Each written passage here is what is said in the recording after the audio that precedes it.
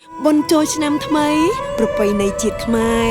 គឺជាទំនៀមទម្លាប់ប្រពៃណីដែលបានបន្តជាយូរណាស់មកហើយ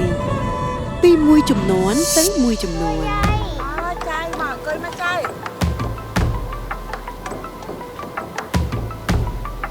ម៉ែរៀងរាល់ឆ្នាំប្រជាជនខ្មែរតែងតែធ្វើដំណើរពីជិតពីឆ្ងាយដើម្បីជួបជុំគ្រួសារគោរពចាស់ទុំបង្ហាញនូវការដឹងគុណនិងក្តីស្រឡាញ់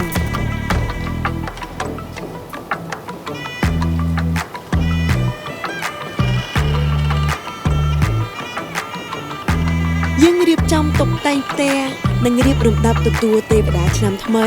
ដោយក្តីគោរពនិងជំនឿ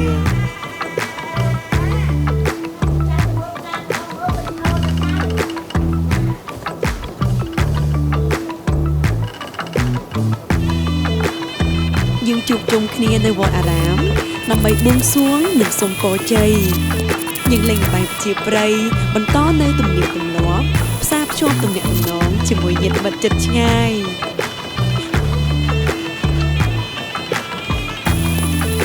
សង្ក្រាន្តឆ្នាំថ្មីគឺជាប្រពៃណី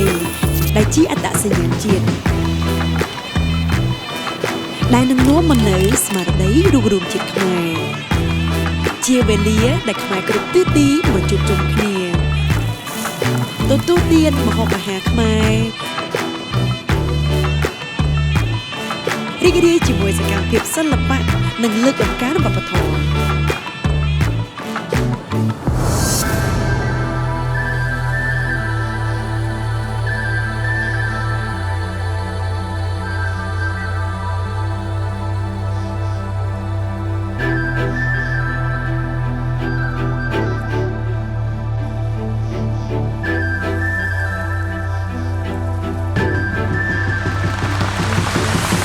ជួបជុំគ្នាក្នុងព្រឹត្តិការណ៍នគរសង្ក្រាន្តនៅរាជធានីភ្នំពេញពីថ្ងៃទី14ដល់19ខែមេសាឆ្នាំ2026